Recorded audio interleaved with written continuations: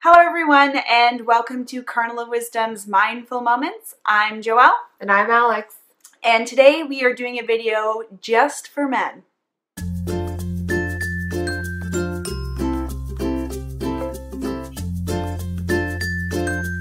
Okay, so recently we have been talking a whole bunch about how to trust ourselves, how to get in touch with our feelings and actually just be with how we feel. And one thing I have noticed is that there's a group in society that seems to have a harder time with this, and that's men.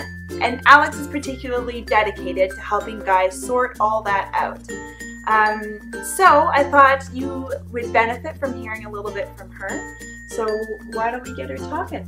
So why don't you tell everybody what it is that you do with guys to help with that? So basically what I like to do, I realized very early on that as women, we were very lucky to have girlfriends who we could just call up and express our frustrations or our accomplishments to. And I realized that a lot of my my male friends didn't have that luxury. And so I quickly, very early on, took on the role of being sort of the guy friend with a girl perspective, and slowly but surely realized the benefit. And why do you think it's important? Like, why do you think guys need that? I think socially it's become so acceptable to have men not be expressive about their feelings. They're sort of meant to be the macho men, and they're not supposed to feel the way women feel because women are so emotional. The truth is that men still feel. And if men don't properly digest those feelings and properly get out, sort of, you know, if they're having a tough situation and they go to their guy friends, they may not get the feedback or the support that they need.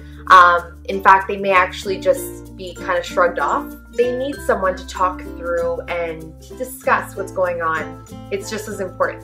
What does a man who is comfortable with his feelings look like? Basically, from my experience, I'd say they're easier to speak with. So if a challenge comes up, they are very quick to share, and not only share how it's hurting them or impacting them or holding them back, but also really dive into how they're contributing to it and where their power is being taken away or where they haven't, you know, been acting in their full expression. They just admit that they're hurt, and they're able to talk it out. They're able to express, they're able to feel, and I think that's a huge thing. Men, you can feel. And I find that they're not feminine. Feminine isn't the right word. It's not that they become more feminine, but they become a lot softer around the edges.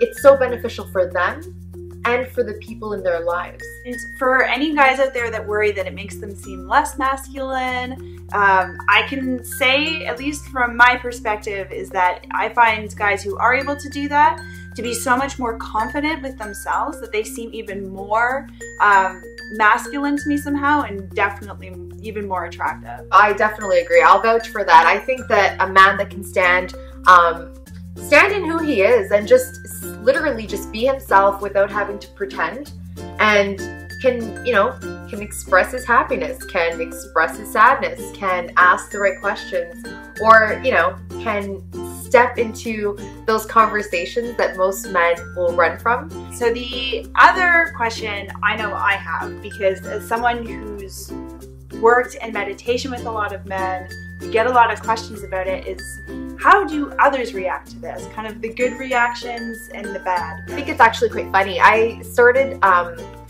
doing this very casually.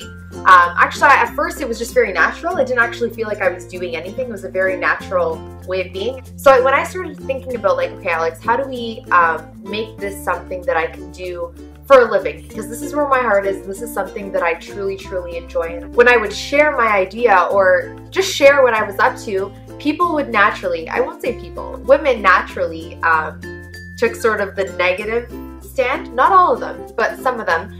And they right away either felt threatened by the idea, so it was almost like, working with men, that's dangerous.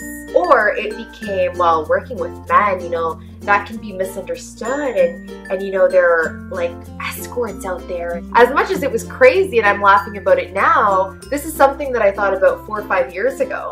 And 4 or 5 years ago, I actually was so impacted by people's feedback that I actually thought, who am I?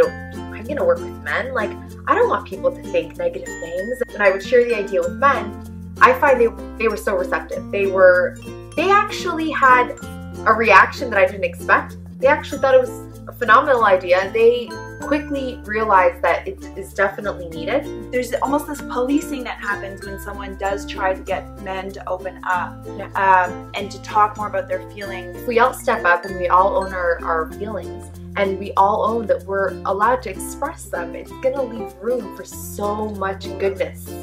What's also really interesting for me is that the guys are so receptive to it, that they clearly, like, they're jumping on this. They want this. They're excited to like start exploring that side of themselves and to have a tool to help them do it where they feel safe in that space. I personally think the word safe is important. I think that the number one thing I realized was I didn't want to take the approach of a therapist or the approach of a psychologist. I thought it best to make it a very social setting, you know, like a coffee or over dinner or something very casual, something that two friends would do, and have them be allowed to sort of be themselves. So I think that says a lot about why I think we both feel like this is such an awesome thing for men. For guys, there's some videos that we have on the Kernel of Wisdom channel, so I recommend you check out our meditation on how to start just being with your feelings.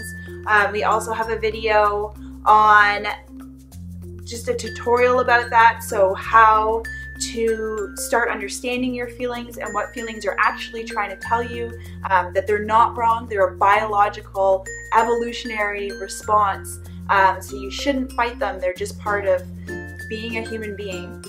Otherwise, there's a lot of great resources and stuff out there for men who are interested in getting in touch with this through a mindful approach.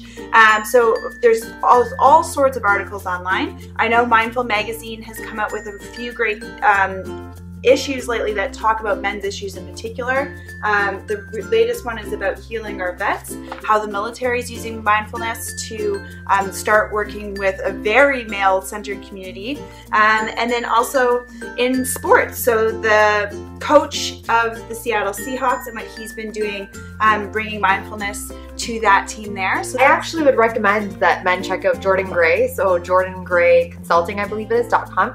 I found through that blog and through the Good Men Project, phenomenal pieces, just written by men, for men, and it really gives men an opportunity to see that they're not alone. Otherwise, if you want to get some real support in this, you can always check out Alex and her website. It is here if you want to click it, somewhere around here, and it will be in the comments below as well. Otherwise, guys, I think this is awesome. If you're listening to this video, it is probably because you at least are starting to take an interest in this, so pat yourself on the back for that.